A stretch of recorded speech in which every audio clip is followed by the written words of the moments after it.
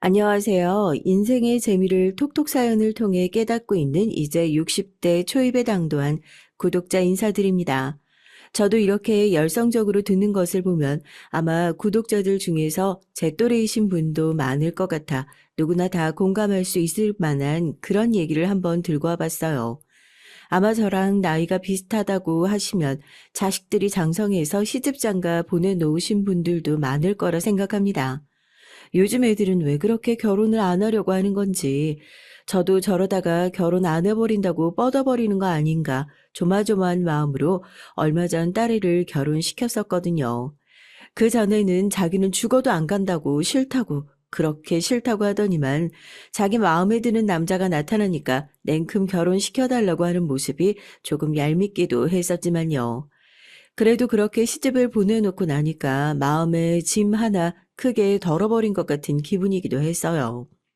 그런데 최근 딸을 결혼시켜 놓고 이제 노후에는 걱정 없이 살겠구나 했었는데 너무 화가 나고 속이 뒤집어지는 일이 일어났거든요. 정말 그러고 나니까 딸아이가 시집 안 간다고 뻗팅기고 있을 때 차라리 그러라고 할 걸 그랬다 싶어요. 이렇게 결혼해서 엄마 속 찢어 놓을 거면 차라리 그깟 결혼 안 하고 평생 내가 끼고 살 걸 하고요. 저도 알고 있죠. 딸 자식은 시집 보내놓고 나면 남의 식구처럼 마음을 내려놓고 살아야 한다는 것을요.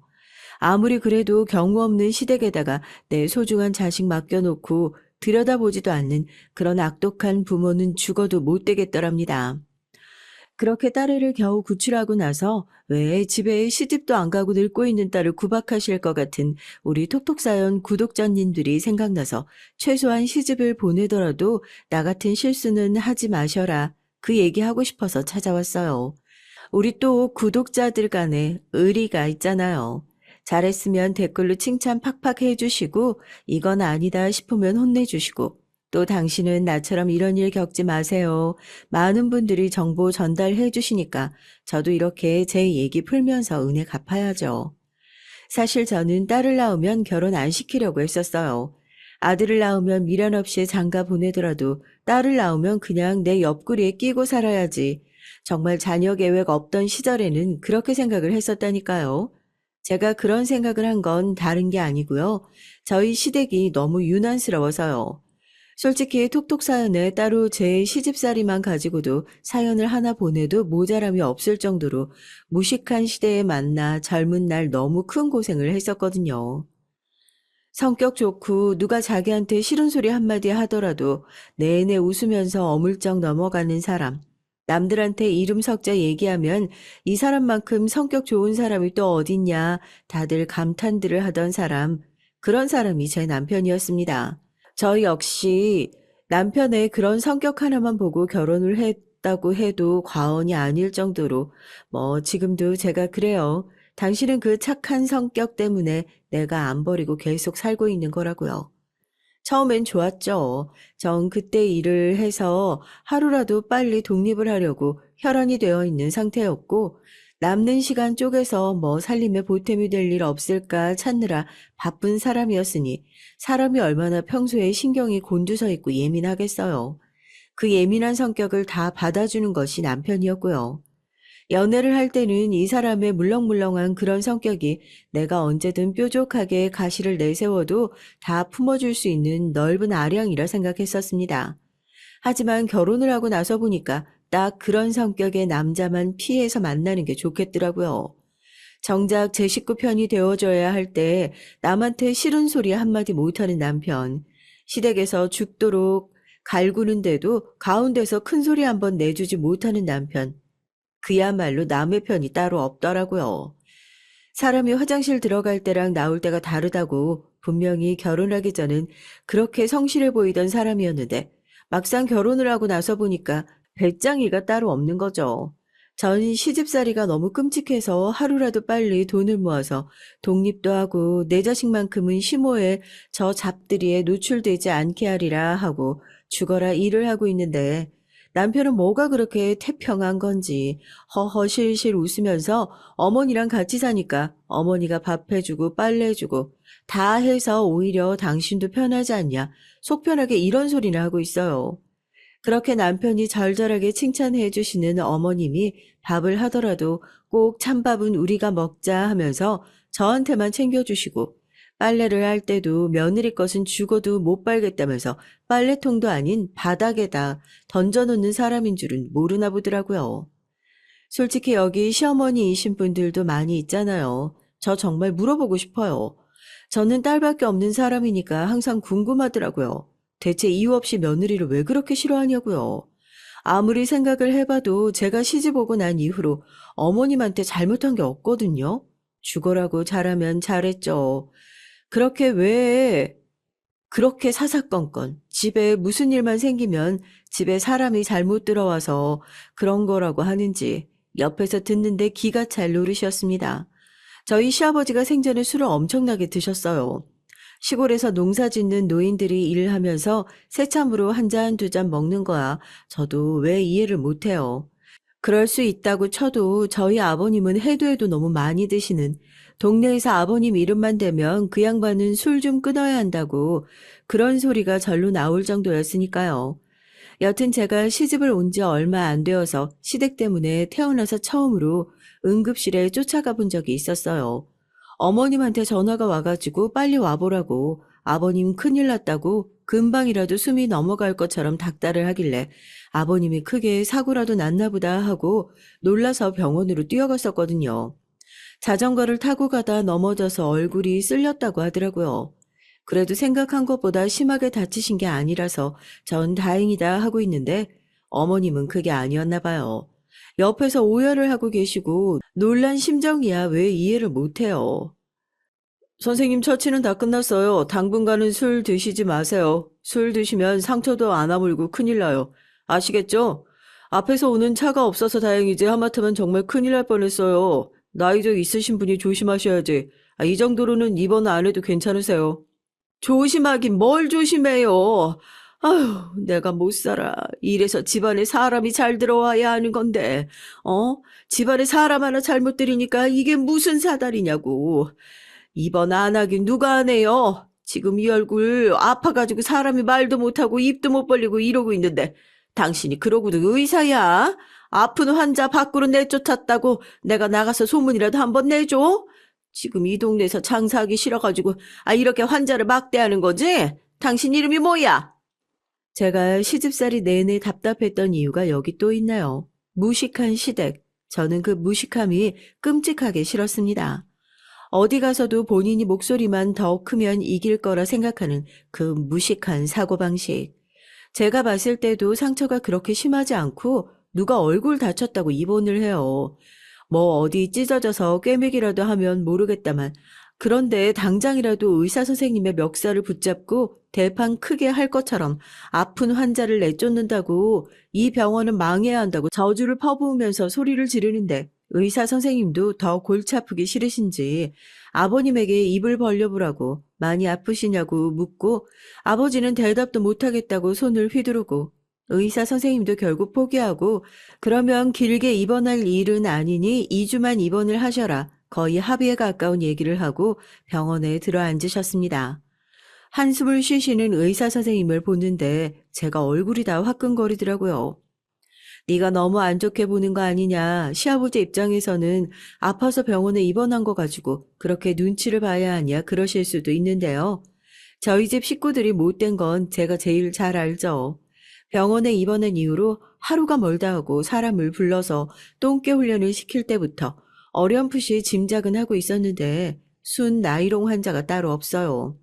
어디서 교통사고가 나서 보험사에 돈을 청구해야 하는 것도 아닌데 왜 저렇게 기를 쓰고 누워있나 했더니 이렇게 며느리를 노예처럼 부리고 싶은데 구실이 없으셔서 그랬나 보더라고요. 아니 소주는 괜찮대도 그러네. 옛날에는 이런데 넘어져서 다치고 그러면 소주로 소독도 하고 그랬어. 네가 의사야? 네가 의사냐고. 그렇게 잘났으면 의사하지 왜? 이게 아주 지 시아버지 하시는 일에 사사건건 트집이야 트집이. 그나마 집에서 멀쩡한 사람은 시누이밖에 없었던 것 같아요. 아버님은 병원에서 2주 입원하시면서 병원 안에서는 술을 마실 수 없다는 사실을 깜빡하신 모양이죠. 저한테 나가서 술이랑 안주를 사오라고 꼬깃한 지폐를 집어던지시길래 저도 눈 하나 깜짝 안 하고 의사 선생님 말씀 못 들으셨냐? 다 회복해서 퇴원하실 때까지 술 드시면 안 된다고 하셨다. 저는 못 사다 드린다 그러니까 어떻게 본인 말을 거역할 수 있냐고 또 소리를 지르고 난린 겁니다. 시어머니는 이제 말도 안 되는 일인 걸 알면서도 딱히 제 편이 되어주실 생각은 없으신 아버님의 호통에 저를 한번 째려보시고 혀를 끌끌 차면서 병실 밖으로 나가버리시고 이런 일이 있을 때마다 정말 도움도 안 되는 남편은 제 눈치를 보면서 자기가 사오겠다고 옆에서 지폐를 받아들고 있고 너무 속이 상하고 답답해서 저도 꽝 소리가 나게 병실 문을 닫고 나가서 복도에 주저앉아 울고 있었어요. 내가 전생에 무슨 죄를 지어서 저렇게 무식한 사람들이랑 한 조를 이루고 살고 있는 건가. 남이 봤을 때는 나도 저렇게 무식하고 막무가내인 사람으로 보일까 싶더라고요. 왜 아니겠어요. 사람들 눈에는 이 사람들이나 이런 집에 시집 온 저나 끼리끼리라고 그렇게 생각을 하겠죠. 또 병실 앞에서 울고 있으면 초상 났냐고 재수없게 울고 난리라고 버럭 성질을 낼 시어머니 모습이 보여서 화장실에 가서 운 티를 안 내려고 찬물로 막 세수를 하고 있는데 뒤에서 누가 제 어깨에 살포시 손을 얹어요. 저희 시누이더라고요. 언니 너무 속상해하지 말아요.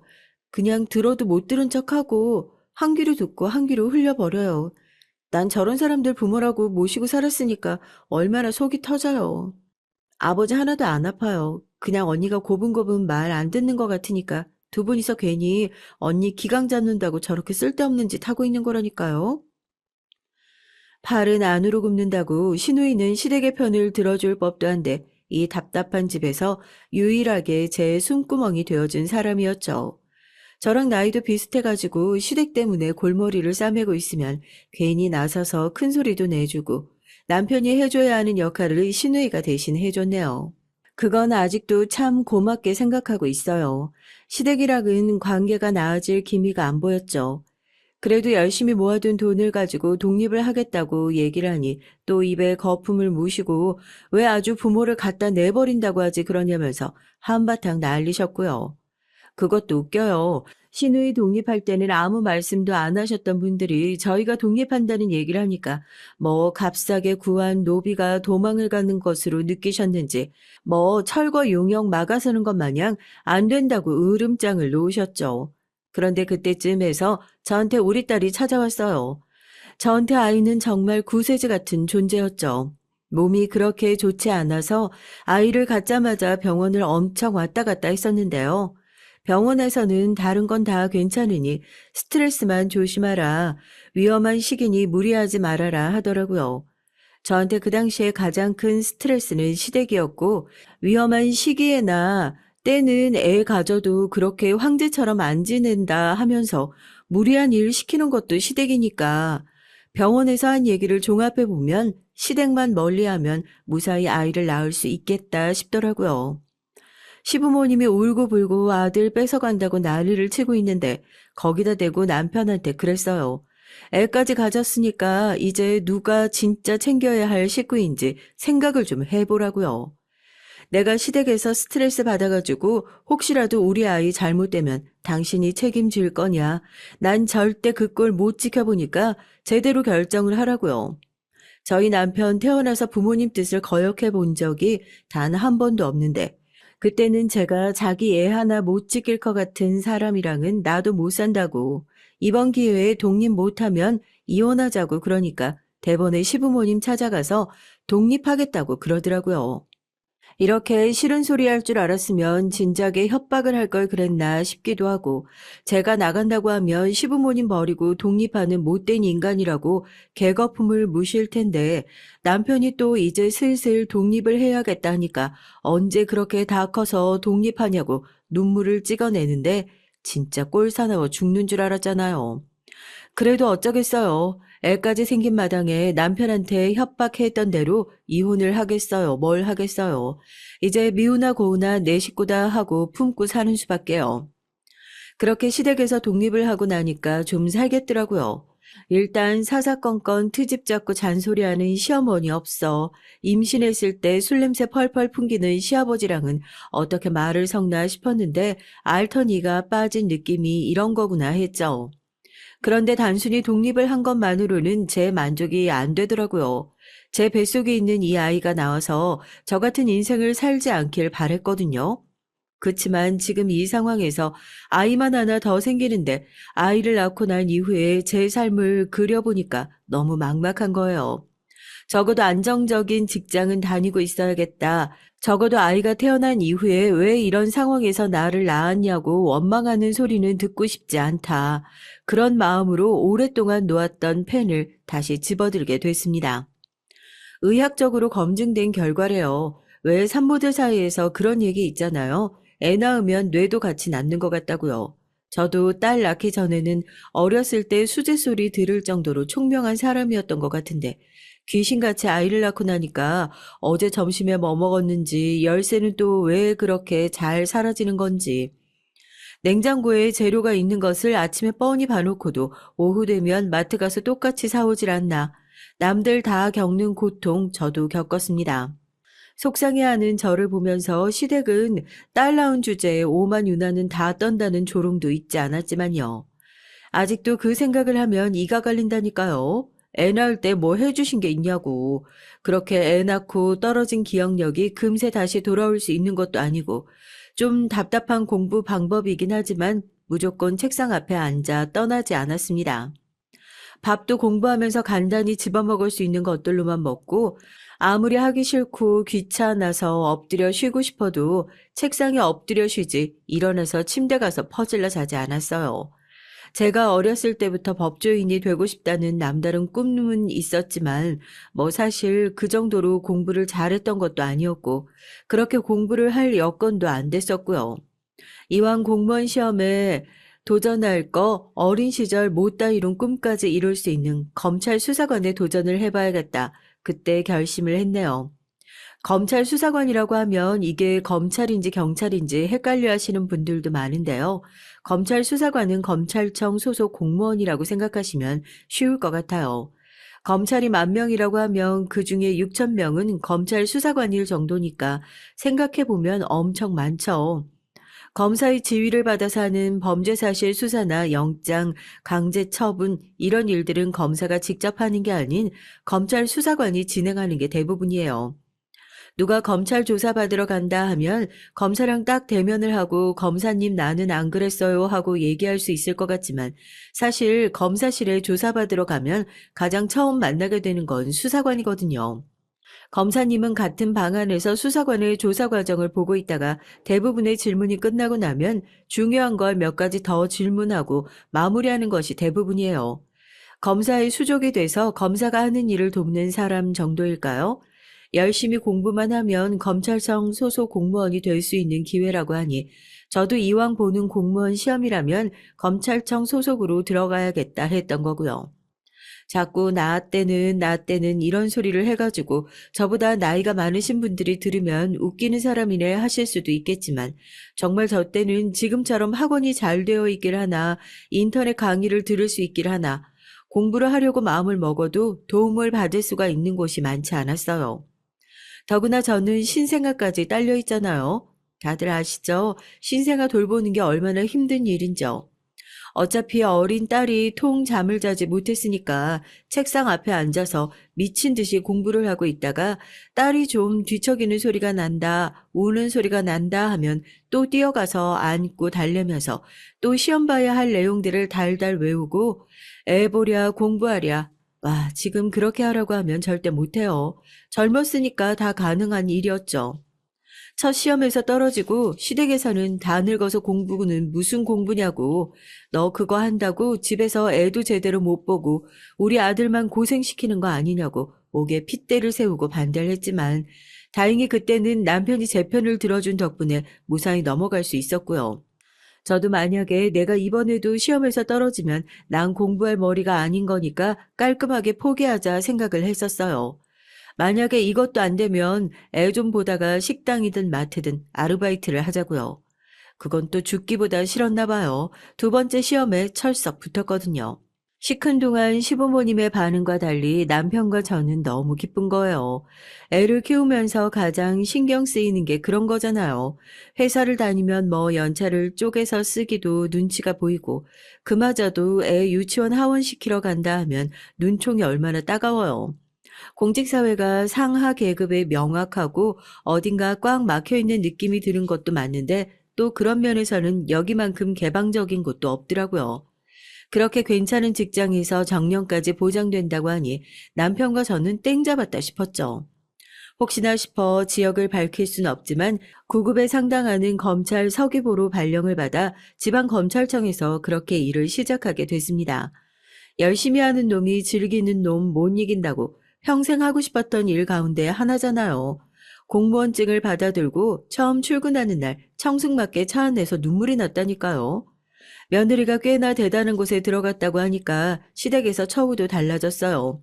물론 그 앞에는 우리 아들이 잘 살아서 우리 아들이 사람 잘 데려와서 우리 아들이 잘 돌봐준 덕분에 며느리가 이렇게 성공했다 하는 제 이름은 쏙 빠진 수식어들이 들어갔긴 했지만 그래도 그렇게 합격을 한 이후에 시댁이랑 사이도 좋아졌던 것 같아요.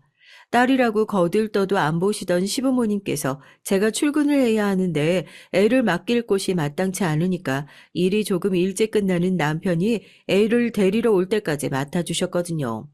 저도 엄마잖아요. 다른 건 몰라도 저희 애한테 잘해준 것은 절대 잊지 않거든요. 그때 시어머니랑 사이가 되게 좋아졌어요. 저도 제일 힘든데 애까지 봐주셔서 너무 감사하다고 월급도 좀 더 받기 시작했으니까 용돈도 챙겨드리고 그렇게 이 악물고 저를 싫어하시는 것 같던 시어머니도 나도 사실 이렇게 공부를 하고 너처럼 성공하고 싶었는데 너는 잘 돼서 다행이라고 그 얘기를 하시니까 저 양반이 갑자기 왜 저러시나 싶기도 하면서 괜히 어머님의 마음이 이해도 되고 짠하고 그래요. 아마 저도 나이를 먹고 자식을 키우면서 그동안 이해할 수 없었던 부분들도 이해가 될 정도로 마음이 넓어진 거겠죠. 여튼 평생 적일 줄 알았던 시댁의 도움을 받아가면서 그렇게 저도 공직 생활에 잘 적응할 수 있었습니다. 지금이야 9급에서 8급, 7급 올라가는데 시간이 그렇게 오래 걸리지 않았다지만 제가 수사관 생활을 할 때까지만 하더라도 관 안에 연줄이 없는 사람들은 그렇게 빨리 급수를 올릴 수는 없는 구조였어요. 오죽하면 운 나쁘면 9급에서 7급 올라가는데 10년도 넘게 걸린다고. 그 정도였거든요. 다행히 저는 사무관 일을 열심히 하는 것보다 즐기면서 하는 축에 가까워서 애 있는 여자친구는 굉장히 빠른 승진을 했죠. 시험을 볼 때까지만 하더라도 끝발 있는 인맥이 전혀 없었지만 제가 또 수사과랑 조사과에 좀 있었던 경험이 있었거든요. 아무래도 검찰청에 직접 접수된 건들을 조사하고 검사 일을 송치하는 일들을 하다 보니까 담당하시는 부장검사들과 가까운 사이로 지낼 수밖에 없었어요. 내가 여기 계장님 아니면 부장검사 달았겠냐고 그런다니까. 여기서 하도 사건을 잘 마무리해가지고 올라오니까 내가 손댈 게 있어야지. 내가 우리 계장님한테 은혜 입었다고 그래 사람들한테. 계장님은 나중에 살면서 억울한 일 생기면 경찰서도 갈 필요 없어. 그냥 내 이름 석자만 딱 대. 어디를 가든지. 중앙지검의 황검사가 내 이거다 그러면 밑에 것들이 알아서 싹 해결해 줄 테니까. 아주 든든해 인재야 인재. 저랑 같이 일을 하셨던 담당 검사님이 계시는데 제가 이분이랑 합을 오래 맞췄거든요. 시간이 지나고 나서야 뒷담화를 하는 거지만 처음에 저랑 같이 일하시는 검사님들이 저를 별로 안 좋아하셨어요.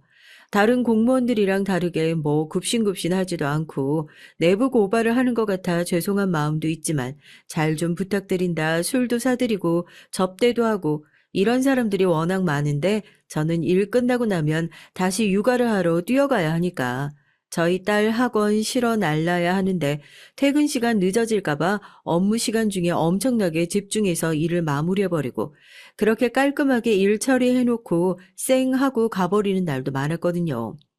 그래서 일은 잘하는데 나랑은 별로 안 맞는 것 같다고 이래서 수사관이 여자면 별로라는 식으로 얘기하시는 분들도 많았어요. 그런데 이번에 부장검사를 다신 이 담당 검사님은 저한테 엄청나게 큰 빚을 지셨거든요. 그게 벌써 몇 년 전이에요. 저희 딸이 고등학교 2학년인가 올라갈 때였으니까 영어 학원 다니기 싫다고 지 엄마랑 싸워서 며칠씩 말도 안 하고 했던 게 생생하게 기억나는데 2학년 때가 맞나 보네요. 그날도 피의자 신문을 마치고 피의자 쪽에서 제출한 주요 증거들을 정리해서 검사님께 전달하려고 USB에 딱 준비를 해뒀어요. 회식을 하고 계신 검사님께서 이거 끝나면 집에서 한번 다시 봐야겠다면서 저한테 회식 자리로 그걸 들고 오라고 하시더라고요. 나름대로 청와대에서 VIP 사건이라고 말이 나온 적도 있었으니까 아마 회식 끝나고도 조금 더 꼼꼼히 보시려 그러셨던 거겠죠. 그렇게 무사히 자료를 잘 전달하고 집으로 돌아가고 있는데 검사님한테 갑자기 전화가 온 겁니다. 이럴 줄 알았죠. 제가 전달한 USB를 잃어버리셨대요. 아니, 정말 나한테 전달해 준 거 맞지? 아, 이상하다. 분명히 나도 받은 기억이 있는데 차이도 없고 어디 흘린 건지. 보안 잘 걸려 있지? 하긴 그것도 풀려고 마음 먹으면 못 푸는 것도 아니고. 아, 미치겠네. 괜히 다른 사람이 주웠다가 이거 정말 모가지일 것 같은데. 회식을 거하게 하신 검사님이 비틀거리면서 제 자료를 받아가실 때부터 조마조마했었는데 그새 그걸 잃어버리셨다는 거 아니겠어요? 덩달아 저도 마음이 조급해졌죠. 검사님 말대로 이게 다른 사람 손에 잘못 들어갔다가 저희 모가지가 간당간당 할 수 있을 정도로 큰일이었으니까요. 그래서 제가 검사님께 자료는 내가 찾아보겠다고 그렇게 얘기하고 회식을 하셨던 술집부터 차를 타러 가는 길까지 그 새벽에 싹 다 뒤졌다니까요. 가게 사장님한테 사정사정해서 가게 쓰레기통까지 겨우 뒤져서 그걸 찾아냈다니까요. 그 새벽에 땀 뻘뻘 흘려가면서 자료를 찾아 갖다 주니까 검사님께서 그걸 참 좋게 보셨나 봐요. 될 사람이라고 이제 자기가 팍팍 밀어주겠다고 그러시더라고요. 처음엔 그냥 고마우니까 빈말로 하시는 말씀인가 보다 생각했는데 그 검사님이 부장 검사까지 달고 그 라인 잘 타서 제가 계장까지 고속 승진을 하게 됐다니까요. 승진을 하고 나니까 확실히 사는데도 여유가 생겼겠다. 바쁜 엄마는 이제야 집안일로 눈을 돌리게 됐어요. 말만 이렇지 사실 육아에 가장 많은 신경을 썼다는 것은 말 안 해도 아시죠?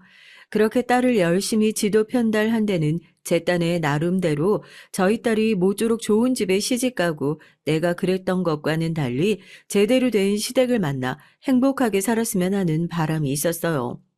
수많은 검사들 사이에서 절대 기가 죽어서는 안 되니 늘 악바리 근성을 가지고 있었던 저와 다르게 딸은 굉장히 순종적인 성격이라고 해야 하나요?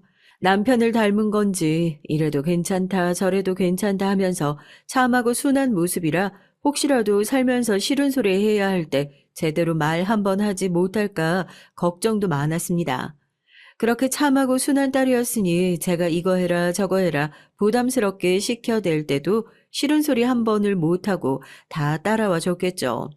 아주 다행스럽게도 머리는 남편을 닮지 않고 저를 닮아 일찌감치 엄마처럼 공직 생활을 하겠다고 공부를 시작해서 구급 공무원 생활을 시작하게 됐고 제가 미리 그걸 경험해 본 덕에 딸이 힘들 때마다 이런저런 조언을 해줄 수 있어서 참 다행이다 싶었습니다.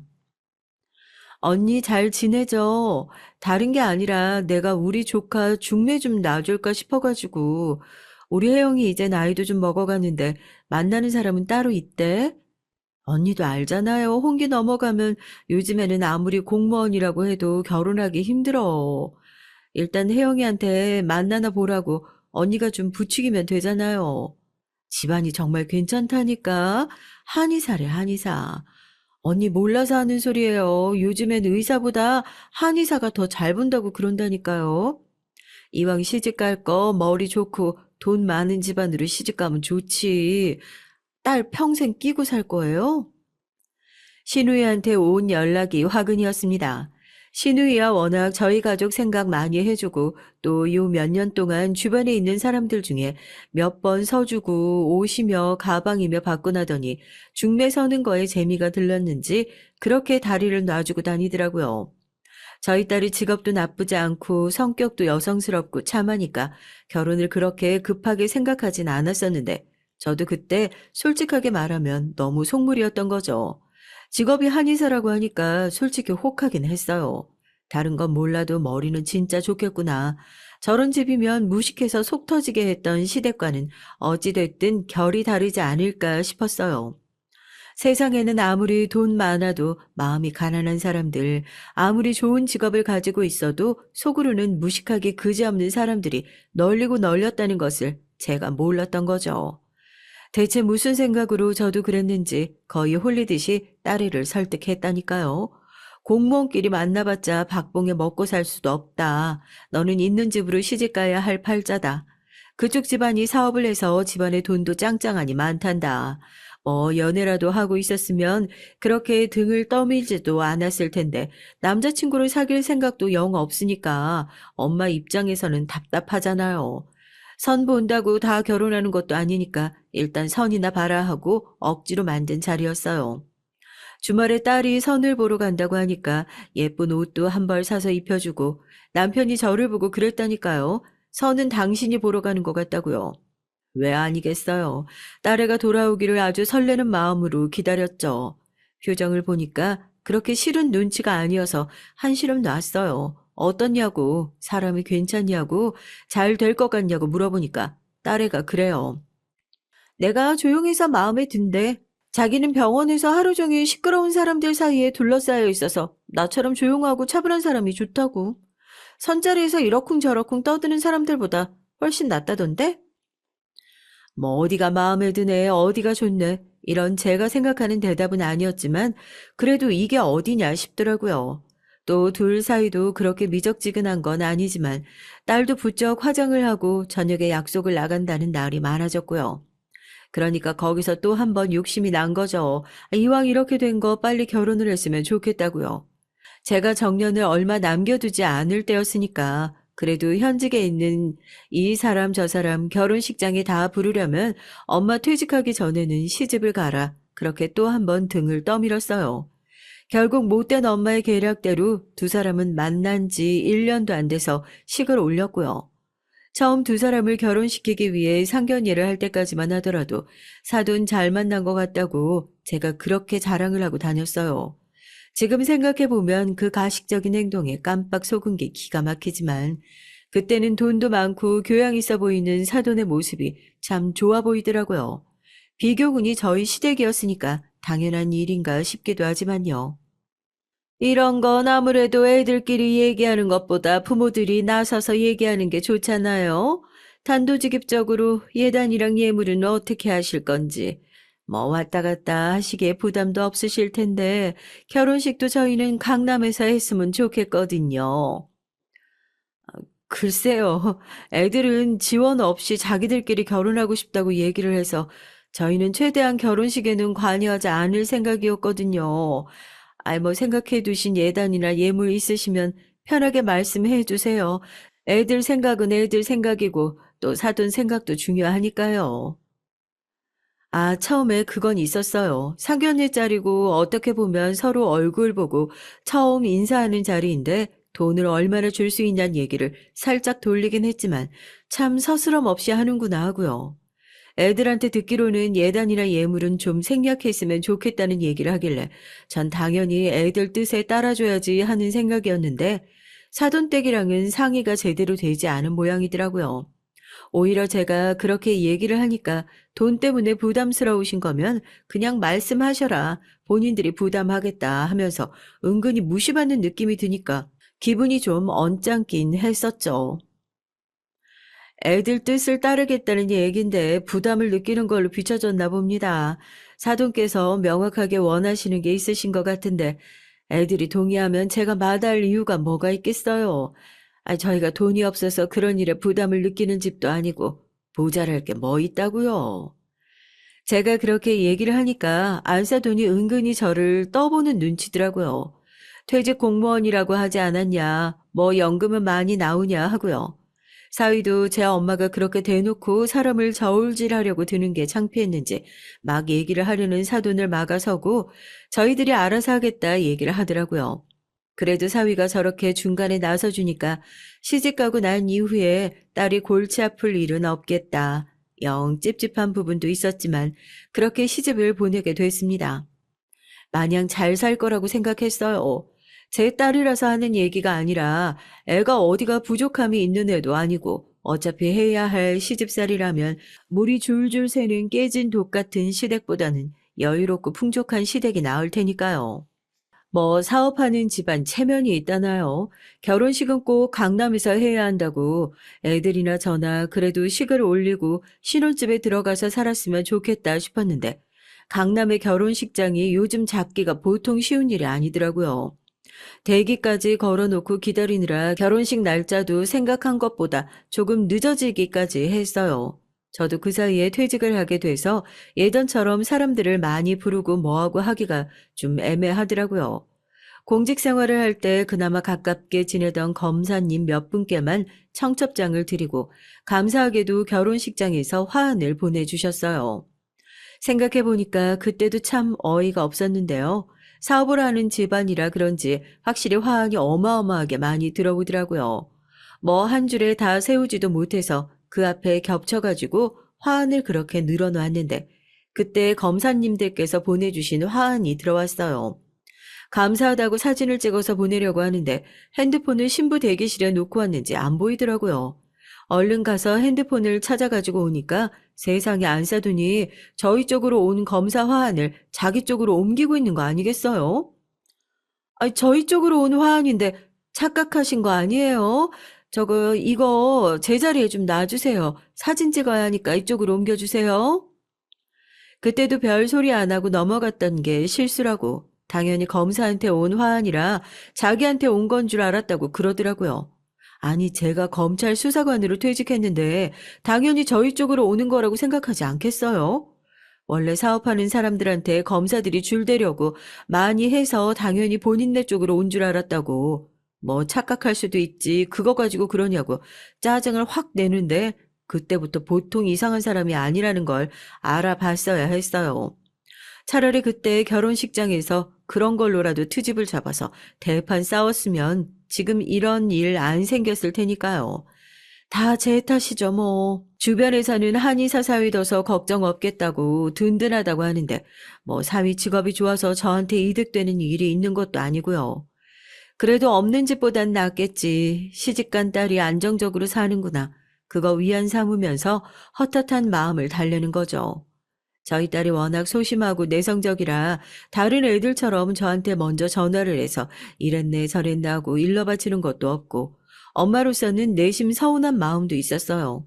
저러다가 정작 힘든 일이 있어도 말을 못할까 싶어 걱정도 됐고요. 엄마는 항상 네 걱정이다. 시댁에서도 아니다 싶은 게 있으면 아니라고 강단 있게 얘기할 줄도 알아야 돼. 네가 엄마만 닮았어도 엄마가 이런 걱정 하겠어? 시댁은 괜찮아? 보니까 안 싸더니 보통이 아니던데 시댁이랑 가까우니까 많이 피곤하지? 아니야, 엄마 괜찮아. 나도 일하니까 바빠서 잘 못 챙길 것 같다고. 어머님이 가까이 계셔서 반찬이랑 이것저것 챙겨주셔서 나도 편하고 좋아. 너무 걱정하지 마요. 엄마도 퇴직했는데 가까운데 여행이라도 다녀오고 해. 그동안 고생해서 일만 했는데. 돈은 걱정하지 말고 조서방이랑도 얘기했어. 친정에 뭐 따로 해드린 거 없으니까 엄마랑 아빠랑 퇴직 기념으로 해서 여행 한번 다녀오시라고. 내가 표랑 알아볼 테니까 편한 날 일정 한번 보내줘요. 둘이서 얻은 신혼집이 시댁이랑 차로 15분 거리래요. 너무 가까워서 시도 때도 없이 쫓아가서 딸을 귀찮게 할까봐 걱정했는데 물어보면 잘 지낸다는 얘기뿐이고 오히려 걱정을 하려고 전화를 한 건데 속 깊은 저희 딸은 퇴직도 하셨는데 여행 한번 다녀오는 게 어떠냐고 먼저 얘기를 해주더라고요. 언제 또 사위랑 상의를 했는지 비행기 표까지 자기네들이 다 알아봐 주겠다고. 저는 괜히 딸내를 귀찮게 하는 것 같아서 안 간다, 안 간다 그렇게 얘기를 했는데도 결혼할 때 시댁에는 선물이며 뭐며 이것저것 해준 것 같은데 친정에는 딱히 해준 게 없는 것 같아서 미안하다고 빨리 다녀오라고 그러더라고요. 또 딸이 그렇게 보내준다는데 마냥 마다하는 것도 좀 그렇고 그러면 가까운 데로 짧게 다녀오겠다고 동남아 여행을 잠깐 다녀왔네요. 비행기며 호텔이며 딸이 전부 예약해준 덕분에 저도 호사를 누렸죠, 뭐. 어디 갈 때마다 잘 놀고 계시냐고 연락도 오고 저희 둘 다 입이 마르게 칭찬을 했어요. 그래도 우리가 딸 시집은 제대로 보낸 것 같다고요. 덕분에 우리가 이런 호강도 다 한다고요. 덕분에 여행도 잘 다녀왔겠다. 입을 싹 씻는 것도 그런 것 같아서 이것저것 선물을 많이 사서 돌아왔죠. 사돈댁에 줄 선물부터 해서 면세점에서 비싼 양주도 한 병 사고 막상 다 사고 돌아와서 보니까 사돈댁만 사고 사위 선물은 하나도 못 산 것 같아서 일부러 시간 내서 백화점까지 다녀와서 예쁜 셔츠 한 벌도 샀고요. 남편이 옆에서 수지 타산이 안 맞는 것 같다고 저희가 여행 가서 쓴 돈보다 선물 사는데 쓴 돈이 훨씬 더 많이 든 것 같다고 툴툴거리길래 이게 다 우리 딸 잘 봐달라 뇌물 바치는 거다 생각하라고. 그럼 이게 아깝겠냐고 제가 오히려 나서서 남편을 타박했죠. 정말 그렇게 생각하니 하나도 아깝지가 않은 기분이었거든요. 이런 선물 몇 번이라도 사다 나를 수 있으니 그저 우리 딸만 잘 대해주고 행복하면 그만이라고요. 볼 일이 있어서 나온 김에 선물을 주고 가면 좋겠다 싶어 전화를 했는데 전화를 안 받더라고요. 그렇다고 괜히 사돈한테까지 연락해서 여행 잘 다녀왔다, 선물 주러 왔다 그러는 것도 아닌 것 같고 그냥 딸의 집에 조용히 놓고만 와야겠다 하는 생각으로 딸네 집으로 향했어요.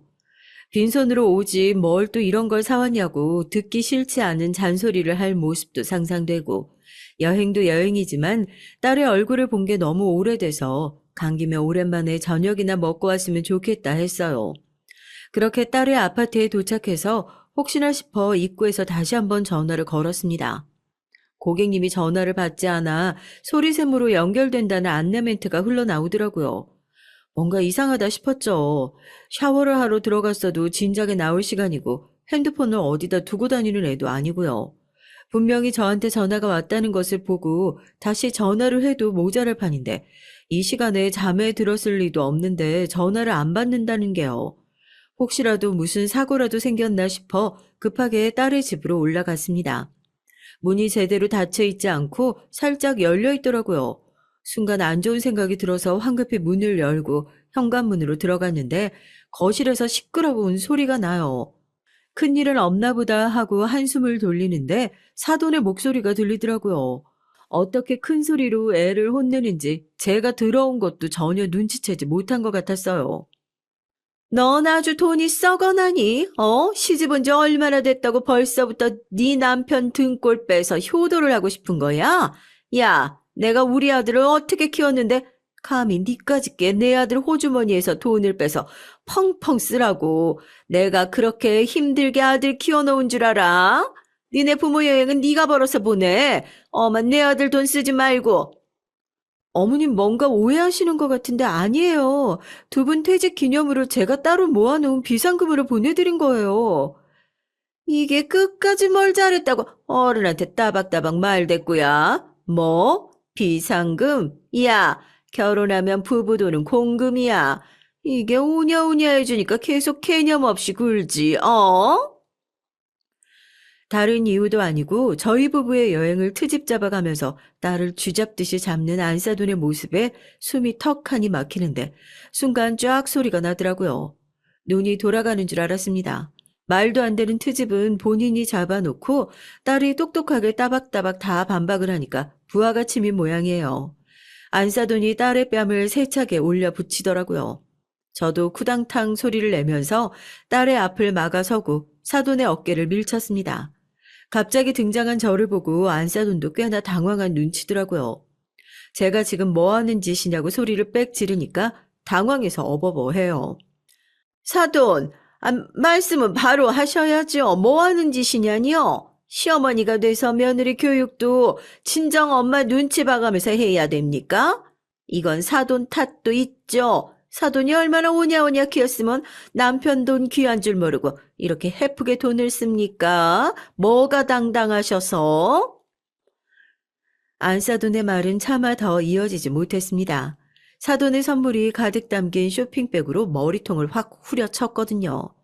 저희 딸도 깜짝 놀라서 울며 불며 엄마가 참으라고 자기가 해결하겠다고 제 팔을 붙잡았습니다.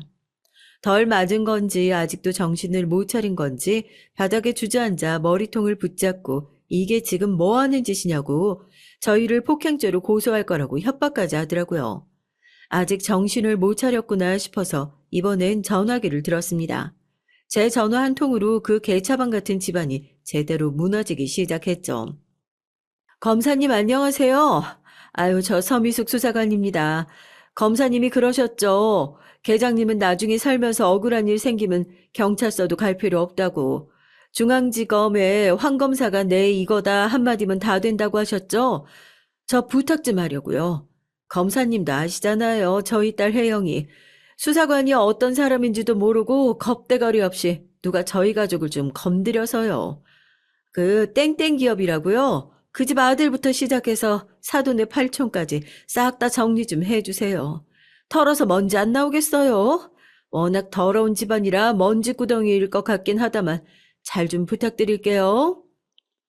살면서 힘든 일이 있으면 언제든지 도와주시겠다는 부장 검사님이 퍼뜩 생각나 연락을 드리니까 저보다 더 크게 화를 내시더라고요. 벙쪄 있는 안사돈 앞에서 휴대폰을 스피커폰으로 바꾸고 부장 검사님의 얘기를 똑똑히 들려줬습니다. 아이, 회장님 자식이면 내 자식이나 다름없어. 다른 건 다 참아도 내 자식들, 내 식구들 건드리는 건 절대 못 참지. 다시 일어나지 못하게 내가 다리를 분질러 놓을 테니까 걱정 말게. 그 장면을 생생하게 사연에 올리지 못하는 게 제 한이네요. 시시각각으로 얼굴이 새파랗게 질려가는 안사돈의 얼굴이 얼마나 고소했는지 모릅니다. 아까 미친 사람처럼 눈 까디짓고 소리를 지를 땐 언제고 이제는 제 딸 손을 붙잡고 싹싹 빌기 시작하더라고요. 자기가 다 잘못했다고. 남편 잘못되면 네가 손해 아니냐고요. 제 딸이 그 손을 탁 뿌리치면서 그러더라고요. 자기도 이제 이런 집에서 시집살이 더 못하겠다고. 그러니까 남편이라고도 하지 말라고요. 제가 그런 딸의 손을 꼭 잡고 안사돈에게 마지막 일침을 날렸습니다. 사돈, 제가 누군 줄 아시죠? 저 검찰 수사관 출신이에요. 당신 같은 더러운 불량배들이 함부로 건드릴 그런 사람 아니라고. 똑똑히 들어. 이게 시작이니까. 네가 하던 사업, 네 아들이 하는 한의원 이제부터 차근차근 망하게 해줄 테니까. 검사관 딸을 건드리면 네 인생 얼마나 피곤해지는지 이제부터 똑똑히 알려줄게. 아이고, 아유, 안사돈, 제발 한 번만 살려주세요, 사돈. 차라리 잘못되더라도 못난 어미 탓이니 제가 다 뒤집어 쓰겠습니다. 제발 아들만은 건드리지 말아주세요. 사돈, 제가 이렇게 빌게요. 네 자식 귀한 줄 알았으면 내 자식도 귀한 줄 알아야지. 네 아들한테도 똑똑히 전해. 앞으로 네 인생이 얼마나 꼬일지 모르겠지만 다 엄마 탓이라고. 아니, 내가 수사받는 니네 아들한테 그렇게 전할 거야. 이게 다 무식한 네 엄마 탓이라고. 선처해 줄 거란 생각은 꿈도 꾸지 말고 하루하루 반성하면서 살아. 네 용서는 평생 안 받아줄 예정이니까. 결국 검사님의 손을 빌리긴 했지만 그동안 남몰래 당하고 있었을 딸의 수모를 대갚아 준 것 같아 속이 다 시원하더라고요. 그렇게 바닥에서 오열을 하는 안사돈을 놔두고 딸을 데리고 집으로 돌아왔습니다. 검사님께서 제대로 칼을 뽑아 드셨으니 아마 그 여편네 폭행죄와 더불어서 세무조사가 들어가고 상상도 못할 추징금을 납부하게 될 겁니다. 사위란 놈은 매일같이 저희 집 앞에 찾아와서 석고대죄를 하고 있어요. 정작 자기 엄마가 제 딸을 괴롭히는 동안 제대로 들어보지도 않았던 놈이 이제 와서 남편 행세를 하는 걸 보니까 치가 떨리더군요. 다행히 딸애가 마음을 굳게 먹어준 덕분에 매일같이 찾아오는 연락도 깔끔하게 무시하고 그리 지내고 있답니다. 딸아이의 소중한 결혼 생활을 이런 식으로 망쳐버려 정말 미안하게 생각하지만 한편으로는 딸을 구해낼 수 있어 참 다행이라는 생각이 드네요. 사연이 올라가고 나면 앞으로도 종종 어떻게 진행되고 있는지 댓글로 남길게요. 이 미친 집구석이 끝까지 제대로 엄벌을 받을 수 있도록 여러분께서도 많은 응원 부탁드립니다. 안녕하세요. 저는 결혼한 지 10년이 넘은 40대 유부녀입니다. 정신없이 살다 보니 어느새 아들도 하나 생기고 결혼한 지도 벌써 10년이 넘었네요. 한 살 한 살 먹을수록 느끼는 거지만 시간이 참 빠른 것 같아요. 남들은 다들 어떻게 사는지 모르지만 전 지금까지 제 결혼 생활에 나름 만족하면서 살았어요.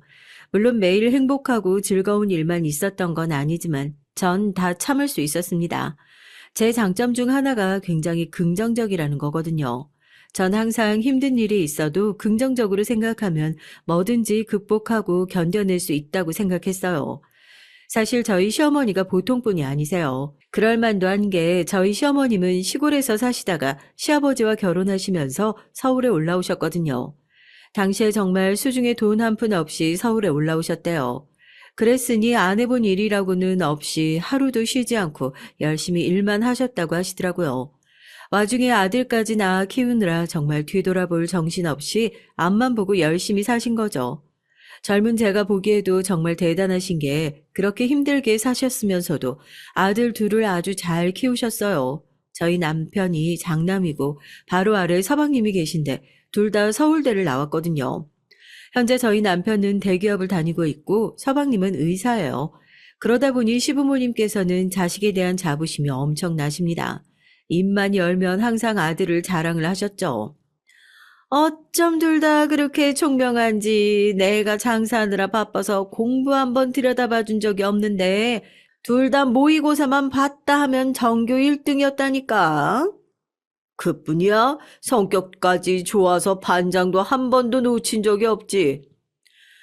평소 시부모님 두 분은 티격태격 하시다가도 아들 얘기만 나오면 아주 죽이 척척 맞았어요. 저번에도 똑같이 얘기하셔놓고 또 하시는 거예요? 아우, 제 귀 아주 딱지 붙겠어요. 우리가 부모라고 해준 것도 없는데 자기들이 알아서 저렇게 자라줬으니 너무 대견해서 그러지. 매번 만날 때마다 시부모님이 같은 얘기를 반복해서 하시는 통에 동서는 한 번만 더 들으면 100번째라고 농담까지 하곤 했죠. 저는 그런 시부모님이 이해가 됐습니다. 하나도 아니고 둘 다 서울대를 나왔으니 얼마나 대견하시겠어요. 남들은 고액 과외며 학원이며 다 보내도 힘든 일인데 둘 다 학원도 한 번 안 다니고 알아서 훌륭하게 자라줬으니 그럴 만도 했죠. 저랑 형만 대단한 거요. 어머니 둘째 며느리도 모의고사 전국 수석에다가 서울대도 수석으로 들어갔어요. 아이고, 우리 둘째 며느리 대단한 거야. 당연히 알지. 한 집에 하나 나오기도 힘든 서울대 출신이 우리 집에는 셋이나 있는 데다가 의사도 둘이나 있으니 내가 아주 그냥 어깨가 으쓱한다니까. 남편 서방님 동서까지 모두 다 서울대 동문이었죠. 거기다가 동서도 서방님과 같은 대학병원 의사였습니다. 저도 어디 나가서 꼴리는 사람은 아닌데 시댁에만 가면 아무래도 좀 소외되는 느낌이 들었어요. 그럴 때마다 남편과 시아버지가 제 편을 들어주었습니다. 엄마, 큰며느리는 음대 나왔잖아. 음대는 사람도 별로 안 뽑는 거라 훨씬 더 들어가기 힘든 거야. 그럼 우리 큰며느리 피아노 앞에 앉아있으면 아주 우아한 게 천사가 따로 없지. 시어머님이 동서 칭찬을 할 때마다 시아버지와 남편은 항상 제 칭찬도 덧붙였어요. 남편도 시아버지도 다 저를 생각해서 하신 말씀이지만 전 그게 오히려 더 민망했어요. 괜히 제 얘기를 꺼내서 시어머니가 한마디씩 던지는 게 더 싫었거든요. 음대야 집에 돈 좀 있으면 개나 소나 다 들어가는 거 아니니? 그리고 그 큰 돈 주고 굳이 대학까지 나오면 뭐래? 지금도 하는 거 없이 놀기만 하는데. 어머님도 참 언제적 얘기를 하세요. 제가 서울대는 아니어도 그래도 피아노과 들어갈 때 실기 만점으로 합격한 사람이에요. 시어머니의 말에 당연히 기분이 상했지만 저는 애써 웃어 넘겼습니다. 거기에 대고 제가 토를 달아봐야 좋을 게 없다고 생각했거든요. 엄마, 무슨 그런 말을 해요? 우리 지영이가 놀긴 왜 놀아? 엄마가 몰라서 그렇지. 지영이가 얼마나 대단한 피아니스트인데. 아이씨구, 대단하게 무슨 큰 무대에서 연주를 하는 것도 아니고, 매일 집에서 피아노나 띵동거리는데 그게 무슨 일이라고. 그럴 거면 차라리 피아노 학원이라도 하나 차리는 게 낫지. 애 키우는데 돈이 얼마나 많이 들어가는데. 프리랜서는 무슨... 시어머니는 제가 하는 일에 대해 잘 모르시다 보니 제가 하는 일이 돈도 별로 못 벌고 별거 아니라고 생각하셨어요. 사실 저도 굳이 일일이 말씀드리지도 않았고요. 그러다 보니 툭 하면 제게 그렇게 빈둥거릴 거면 피아노 학원이나 차리라고 하셨습니다. 어머니 말씀도 일리 있어요. 제가 듣기로도 요즘 학교 앞에다가 학원 하나 차리면 그래도 제법 잘 된다던데요. 동서는 명색이 의사라는 사람이 눈치가 참 없어요. 시어머니의 잔소리만으로도 피곤한데 그 옆에서 꼭 한마디씩 보태곤 했죠. 지금도 매일 새벽까지 작업하기 바쁜데 학원까지 하면서 신경 쓸 시간이 없어. 하긴 예술하는 사람들 낮에는 펑펑 놀다가 꼭 새벽에 영감이 떠오른다고 잠 안 자고 일하긴 하더라고요. 예술가는 무슨 그래봐야 딴따라지. 이 여편 내가 어디서 그런 무식한 소리를 하고 있어. 자식들 일이야 다 자기들이 알아서 하는 거지. 왜 며느리가 하는 일까지 일일이 간섭을 하고 그래? 뭐요? 무식? 이 양반이 며느리들도 있는 앞에서 마누라한테 못하는 소리가 없어. 어이구, 저 옆에 내 입을 아주 단단히 꼬매버리든지 해야지. 큰애야, 내가 대신 사과하마. 이게 다 내 탓이다. 무능한 내 탓이야. 알긴 하네. 이게 다 당신 능력이 없으니까 며느리가 날 무시하는 거 아니야. 어머니, 제가 언제 어머니를 무시했다고 그러세요? 이거 봐, 이거 봐. 어른이 한마디 하면 아주 그냥 열 마디를 한다니까. 이래서 가정교육이 중요한 건데 부모 없는 티가 저렇게 나요. 시어머니는 정말 좋게 이해할래야 이해할 수 없는 분이셨습니다. 제가 한마디만 해도 시어머니는 부모 없는 티가 난다느니 착한 척을 한다느니 하시면서 몰상식한 소리를 아무렇지 않게 하셨어요. 전 도무지 시어머님이 왜 그렇게까지 절 미워하는지 모르겠습니다. 시어머니가 보시기에는 제가 남편에 비해서 많이 부족하다고 생각하시는 건지 아니면 남편하고 시아버지가 항상 제 편을 드는 게 못마땅해서 그러시는 건지 모르겠더라고요. 전 그때까지만 해도 정말 참을만 했어요. 물론 주변 친구들은 제가 사는 얘기를 들으면 왜 그렇게 꼭 참고 사냐고 그러다가 속병 난다고들 했죠. 친구들 말도 맞았습니다. 저도 사람이다 보니까 시어머님이 심하게 하실 땐 아무리 가족이라도 어쩜 저러실까 싶을 때도 있었어요. 그런데 제게 싫은 소리 좀 한다고 시어머니를 미워할 수만은 없는 게 한편으로는 시어머니가 안쓰러울 때도 있었죠.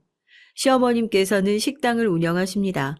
한 곳에서 30년 가까이 닭볶음탕 장사를 하셨는데 시어머님께서 워낙 음식 솜씨가 좋으셔서 장사가 아주 잘 돼요.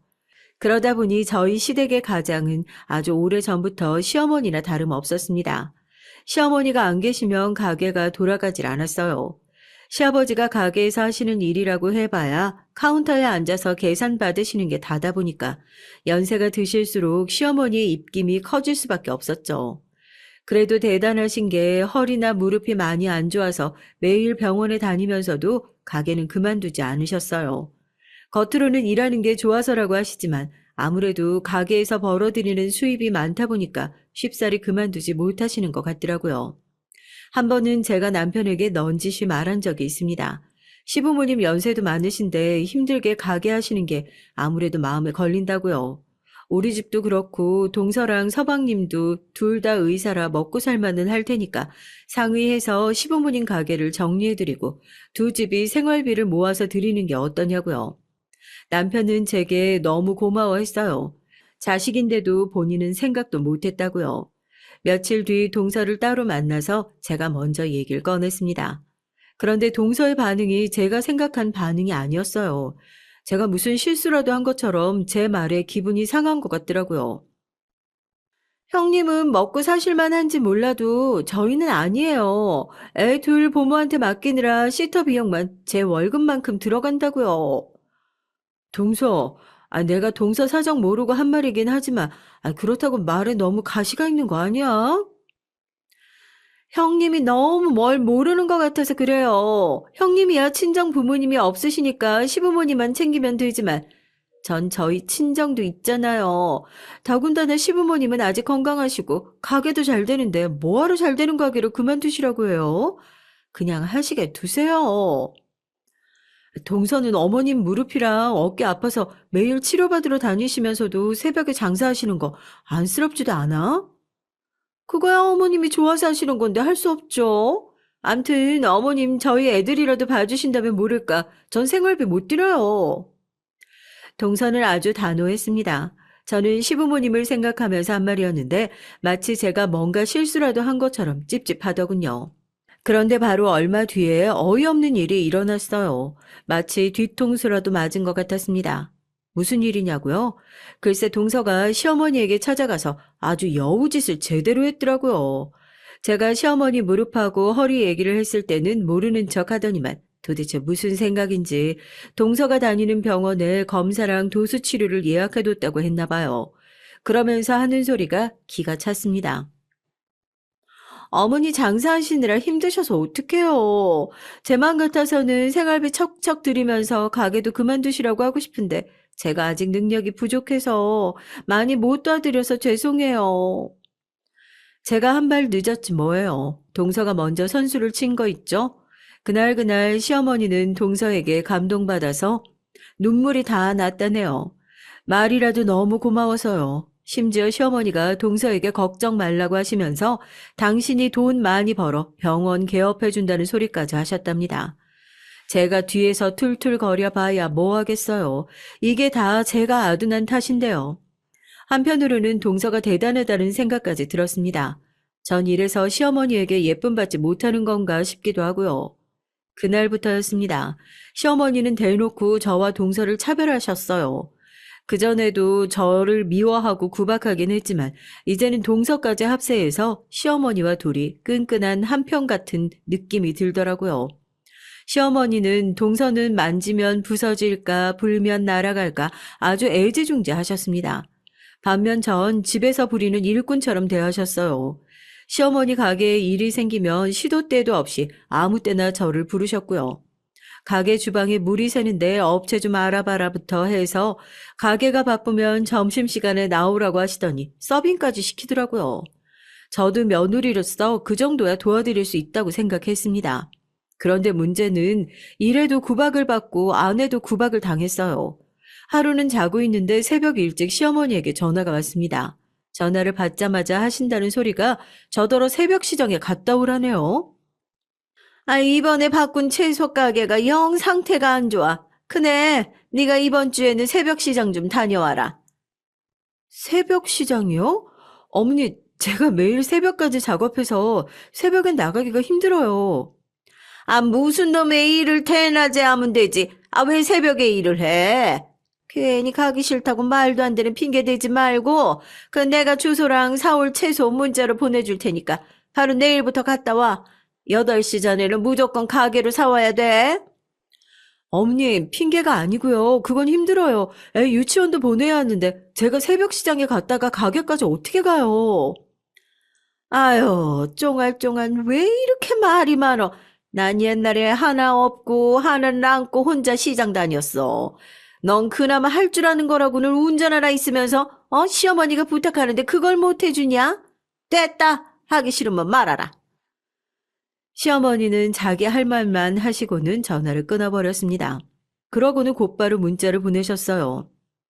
큰 며느리라고 하나 있는 게 내 아들 돈 가지고 집구석에서 맨날 놀면서 어쩜 이렇게 쓸모가 하나도 없는지 몰라. 나한테는 우리 둘째 며느리밖에 없다. 문자를 보고 전 너무 황당했습니다. 동서에게 보낼 문자를 제게 실수로 보내신 건지 아니면 저 보라고 일부러 문자를 잘못 보낸 척 하신 건지 모르겠어요. 아무리 그래도 그렇지 며느리한테 저런 말을 하실 수 있을까요? 그것도 손아래 동서에게 손이 동서를 마구 씹어대면서요. 며느리라고 많은 것도 아니고 꼴랑 둘밖에 없는데 중간에 시어머니가 어떻게 저러실 수 있는지 모르겠습니다. 누가 보면 정말 제가 하는 일 없이 집에서 노는 사람인 줄 알겠더군요. 저는 그날 너무 화가 나서 남편에게 문자를 보여줬어요. 남편은 당연히 제 말에 노발대발했습니다. 지금 당장 시댁에 가겠다는 걸 말렸어요. 전 남편에게 며칠만 아들 유치원 등원을 해달라고 부탁했죠. 아무래도 제가 새벽 시장에 다녀와야 할 것 같아서요. 네, 제가 생각해도 제가 바보 같습니다. 시어머니가 저렇게 몰상식하게 저를 무시하는데 저도 모르는 척하면 그만이잖아요. 그런데 아무래도 마음이 쓰였어요. 아픈 무릎을 부여잡고 첫 차를 타고 새벽 시장에 가실 시어머니가 신경 쓰이더라고요. 남편은 시어머니에게 말하겠다고 했지만 제가 그러지 말라고 했습니다. 그래봐야 불똥은 또 제게 튈 테니까요. 그냥 일주일 잠깐 고생하고 마는 게 오히려 전 마음이 편했어요. 답답하게 왜 그렇게까지 참고 사냐고요? 네, 들으시는 분들 입장에서는 그렇게 생각하실 수 있어요. 하지만 저에게는 그럴 만한 사정이 있습니다. 사실은 제가 몇 년 전까지만 해도 이렇게까지 참을성이 좋고 긍정적인 사람은 아니었거든요. 제가 몇 년 전에 아주 큰일을 겪었어요. 친정 부모님 두 분이 여행을 떠나셨다가 교통사고로 두 분 다 돌아가셨습니다. 지금도 그때 생각만 하면 어떻게 버티고 살았을까 싶을 정도로 끔찍했어요. 그 일을 겪고 난 이후 저는 많은 것이 변했습니다. 사실 부모님이 돌아가시기 전까지 전 마냥 철이 없는 외동딸이었어요. 시어머님이 돈으로 음대 간 거 아니냐라고 하실 정도로 저는 부유한 환경에서 고생이라고는 모르고 자랐습니다. 부모님 두 분 다 예술 가셨고요. 두 분 다 그림을 그리고 그림을 사고 파는 일을 하셨죠. 여기까지 얘기하면 다들 부모님이 훌륭한 화가였을 줄 알지만 그건 아니에요. 저희 부모님은 요즘 친구들이 흔히들 말하는 금수저였습니다. 친가 외가댁 모두 대대로 큰 사업을 하시던 분들이라 경제적으로 여유로운 환경에서 부모님 두 분 다 자유롭게 자라셨어요. 저희 시댁과는 완전히 반대였죠. 그래서 남편과 저는 서로에게 끌렸던 것 같아요. 남편은 자유롭고 긍정적인 저에게 끌리고 전 반듯하고 책임감 강한 남편이 좋았거든요. 부모님이 항상 외국에 그림을 사러 다니시다 보니까 저도 어릴 때부터 자연스레 따라다니면서 공부보다는 예체능에 관심이 생겼죠. 거기다가 외동딸이다 보니 하고 싶은 건 뭐든지 다 할 수 있었습니다. 그래서 자연스레 피아노도 배웠고 이것저것 여러 악기도 배웠어요. 전 평생 부모님의 그늘 아래서 편하게만 살 줄 알았습니다. 제가 결혼하기 전에 부모님이 돌아가셨어요. 전 정말 너무 막막했습니다. 물려주신 재산이야 많았지만 제가 혼자라 할 줄 아는 게 전혀 없었거든요.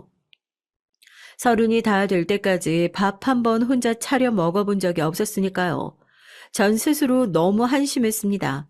이 나이까지 뭘 하고 살았나 싶기도 하고, 그리고 제가 부모님에게 평생 받기만 했지 해드린 게 아무것도 없더라고요. 전 부모님이 돌아가시고 나서 거의 반년을 매일 울다가 어느 날 정신을 번쩍 차리고 홀로 서기를 연습했어요. 그리고 다짐했죠. 부모님이 저에게 해주신 것처럼 저도 새로운 가정을 만들어서 좋은 부모, 좋은 아내가 되기로요.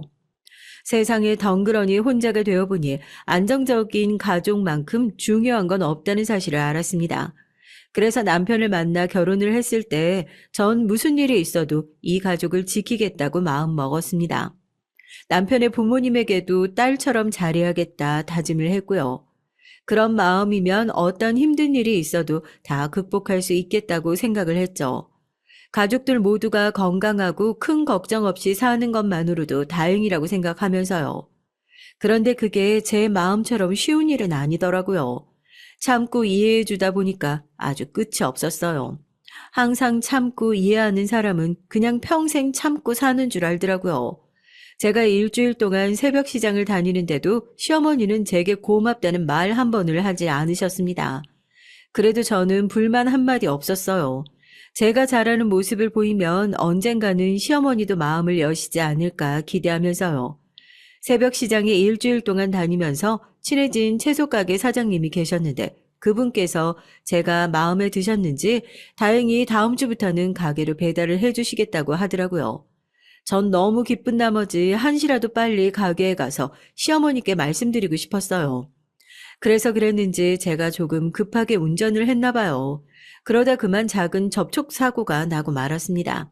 다행히 다친 사람은 없었지만 그래도 병원에 가서 검사는 해야 할 것 같아서 근처 병원에 갔죠. 마침 그 병원이 동서가 근무하는 병원이더라고요. 동서가 안내해줘서 이런저런 검사를 하고 있었는데 동서가 시부모님에게 연락을 했는지 병원에 오셨어요. 전 단순 접촉사고라 다친 데도 없는데 괜히 번거롭게 해드렸다고 했습니다. 아이고, 이 정도인 게 천만 다행이다. 그러게 왜 밤에 일하느라 잠도 못 자는 애한테 새벽부터 운전을 시키고 그래? 하마터면 당신 때문에 우리 큰며느리 큰일 날 뻔했잖아. 아이, 그게 왜 내 탓이야? 다 애미가 모자라서 그런 거지. 아, 넌 도대체 할 줄 아는 게 뭐니? 그거 잠깐 갔다 오는데도 사고를 내고. 아유, 채소도 다 시들어서 쓰지도 못하고 버리게 생겼네. 시아버지는 제가 걱정돼서 시어머니에게 한 소리 하셨는데 그 말에 시어머니는 또 버럭하셨어요. 곧바로 제 탓을 하시더라고요. 그러면서 저보다 채소들을 더 걱정하셨죠. 어머니, 아무리 그래도 어떻게 병원까지 오셔서 그런 소리를 하세요. 제가 일부러 그런 것도 아니고 어머니 일 도와드리다 그런 건데. 아이고, 둘째야, 네 손이 똥소 좀 봐라. 애가 아주 생사람을 잡는다. 지가 실수해서 사고 내놓고 왜 내 탓을 하는 거야? 시어머니는 제 말을 다 꼬아 들으셨어요. 마침 병실에 온 동서 손을 덥석 붙잡으시더니 일러 바치기라도 하듯 구셨습니다. 그 모습에 저도 순간 욱하더라고요. 제가 하는 일이 그렇게 다 못마땅하시면 앞으로는 저한테 얘기하지 마시고 어머님이 예뻐하시는 동서랑 다 알아서 하세요. 저는 제 할 말만 뱉어버리고 벽 쪽으로 돌아 누워버렸습니다. 전 너무 서러워서 눈물이 왈칵 올라왔지만 애써 꾹 참았죠. 그때였습니다. 시아버지가 연락을 하셨는지 제 사고 소식을 듣고 출근하다 말고 남편이 병원에 왔더라고요. 마침 저와 시어머니가 언성을 높이는 모습을 보고 남편도 화가 단단히 났더라고요. 엄마, 지영이처럼 엄마한테 잘하는 며느리가 어디 있다고 이래. 나도 더는 지영이한테 미안해서 안 되겠어. 나 엄마 얼굴 보고 싶지 않으니까 그만 돌아가세요. 뭐야, 이 녀석이 기껏 힘들게 키워놨더니만 감히 엄마 앞에서 자기 마누라 편을 들어? 저도 전 같으면 남편에게 어머니에게 그렇게 굴면 어떡하냐고 했겠지만 이제 더는 그럴 생각이 없었습니다. 제가 더 노력하고 더 잘하다 보면 언젠가는 저도 시어머니에게 사랑받는 날이 올지도 모른다고 기대했었죠. 하지만 애초에 제가 노력한다고 되는 일이 아니었습니다. 그 사실을 인정하고 나자 오히려 마음이 더 편하더라고요. 전 그날 이후 달라졌습니다. 더는 시어머니에게 잘하려고 하지 않았어요. 가족도 가족 나름이지 저를 존중해주지 않는데 저라고 잘할 이유가 없으니까요. 남편은 제게 아예 시어머니를 만나지 않아도 된다고 했지만 전 그래도 그건 아니라고 생각했어요. 남편과 제 사이에 아들도 있잖아요. 그래도 제 아들의 할머니고 남편과 부부로 사는 동안은 어쨌든 남편의 어머니이니 제가 할 수 있는 도리만 딱 하자 싶었습니다. 그래도 아들에게 보고 싶지 않다는 소리까지 들으셨으니 조금은 변하지 않을까 싶기도 했고요. 역시나 사람은 그렇게 쉽게 변하는 게 아니었습니다. 저희 시어머니는 그대로였어요. 그날은 시아버지의 생신이었거든요. 시어머니의 얼굴이야 당연히 보기 싫었지만 그래도 저를 항상 걱정하고 챙겨주시는 시아버지의 생신은 챙겨야 하니 저도 불편함을 각오하고 시댁에 갔습니다. 제가 사겠다고 식당을 예약하겠다고 했는데도 시어머니는 그래봤자 내 아들 돈 쓰는 건데 뭐하러 비싸게 밖에 나가서 밥을 먹냐면서 굳이 집에서 음식을 준비하겠다라고 하시더라고요. 전에 같으면 혼자 음식 준비하시는 시어머니가 걱정돼서 제가 일찍 갔을 거예요. 동서야 원래 병원이 바쁘다는 핑계로 늦게 왔지만 저는 남편이 늦어도 혼자라도 애 데리고 일찍 가곤 했거든요. 하지만 이제는 그러지 않기로 했으니 전 저녁 시간에 딱 맞춰서 시댁에 갔습니다. 식당을 예약하겠다고도 했는데 굳이 본인이 힘들게 음식 준비를 하신다고 하셨으니 어련히 알아서 준비하셨을까 싶어서요. 그런데 저와 남편이 도착해서 들어가자 시어머니 입술이 불쑥 튀어나와 있더라고요. 아주 단단히 기분이 상하신 것 같았습니다. 시아버지 생신상 차리는데 며느리라고 코빼기도 안 보이고 아주 팔자가 좋구나. 어머님이 다 차리신다고 해서 전 그냥 와서 먹기만 하면 되는 줄 알았죠. 어차피 동서도 아직 안 왔네요, 뭐. 전 지금까지 결혼 생활하면서 한 번도 시어머니에게 하지 못했던 말을 툭툭 편하게 다 했습니다. 별것도 아닌데 눈치 보지 않고 하고 싶은 말 하니까 속이 다 시원하더라고요. 하지만 시어머니가 그런 제 말을 듣고 절대 가만히 계실 분이 아니었죠. 둘째야 의사인데 병원 일이 얼마나 바쁘겠니? 하긴 집에서 매일 편하게 노는 네가 뭘 알겠냐? 전 시어머니가 하시는 듣기 싫은 소리는 이제 더는 듣지 않기로 했습니다. 그 말 자체가 제게는 스트레스니까요. 시어머니가 뒤에서 뭐라고 계속 하시는데 전 대꾸도 안 하고 그냥 바로 주방으로 들어가 버렸어요. 그리고 시어머니가 만들어 놓은 음식들을 손으로 집어 먹으며 간을 봤습니다. 아우, 짜! 어머니도 이제 연세 드시나 봐요. 어째 간이 다 짜네요. 평소 시어머니가 제게 하던 행동과 똑같이 했죠. 항상 제가 반찬을 하고 있으면 옆에 와서 손으로 쏙쏙 집어 드시며 짜네, 다네 항상 말이 많으셨거든요. 얘가 갑자기 멀쩡한 음식 가지고 왜 꼬투리를 잡고 난리야? 아, 짜게 뭐가 짜다고 그래? 아버님, 매일 먹는 밥이랑 고기 질리지 않으세요? 제가 오면서 아버님 좋아하시는 회랑 대게 샀어요. 우리 이거 먹어요. 아유, 안 그래도 회가 딱 땡겼는데 역시 나 생각해주는 건 우리 큰며느리밖에 없다니까. 저도 여우짓이라는 걸 안 해봐서 그렇지 하려고 마음먹으니까 술술 나오더라고요. 시어머니가 기껏 고기며 반찬이며 다 해놓으셨는데 제가 일부러 초를 쳤습니다. 시아버지가 좋아하는 음식들을 미리 포장해 왔어요. 그랬으니 시아버지는 시어머니가 차린 음식은 거들떠도 안 보시고 제가 포장해온 음식만 드셨습니다. 그 모습이 시어머니 눈에 곱게 보일 리가 없었죠. 그네, 너는 대게가 얼마나 비싼데 그걸 사오니? 아무리 대기업이라도 월급쟁이 월급이야 뻔한데, 아, 도대체 살림을 어떻게 하는 거야? 이 대게 어머님 아들 돈으로 산 거 아니고 제가 번 돈으로 산 거니까 마음 편히 드세요. 아이고, 그깟 피아노 두드려서 번 돈 얼마나 된다고? 정말이지 말 같은 소리를 해야 대꾸도 하는 거지. 저는 시어머니 얘기를 나누다 보면 답답해서 아주 속이 뒤집혔습니다. 지금까지 어떻게 참고 살았나 싶을 정도로 이제는 참아지질 않더군요. 제가 한마디 더 하려고 하는데 마침 동선애가 들어왔어요. 동선은 아주 상전이 따로 없었습니다. 같은 며느리인데도 항상 일 핑계를 대며 주인공처럼 나타나서 음식만 쏙 먹어대기 바쁘니까요. 동서는 시아버지에게 돈 봉투를 건넸습니다. 괜히 마음에 안 드시는 선물보다 돈이 최고라면서요. 그때였죠. 시어머니께서 뜬금없이 저를 쏘아보시더라고요. 시아버지 생신인데 설마 넌 선물도 없이 대게가 끝이냐? 그럴 리가요. 저도 당연히 생신 선물 준비했죠. 시아버지의 생신 선물은 저희 아버지가 생전에 굉장히 아끼셨던 그림이었습니다. 따로 그림들을 보관하는 화실이 있었는데도 이 그림만큼은 매일 보고 싶으시다면서 침실 중앙에 걸어 놓으셨었거든요. 전 이 그림을 꼭 시아버지에게 드리고 싶었어요. 시어머니와는 사이좋게 지내지 못했지만 그래도 시아버지와는 친정아버지처럼 지내고 싶다는 마음을 담아서요. 시아버지는 그림에서 눈을 떼지 못하시고 너무 좋아하셨습니다. 바로 남편에게 그림을 걸어달라고 하실 만큼 마음에 들어 하셨죠. 그런데 역시나 가만히 계실 시어머니가 아니셨어요. 아이고, 꼴에 고상한 척은 집에 처박아 놨던 쓸모없는 그림 하나 가지고 와서 생색 엄청 내네.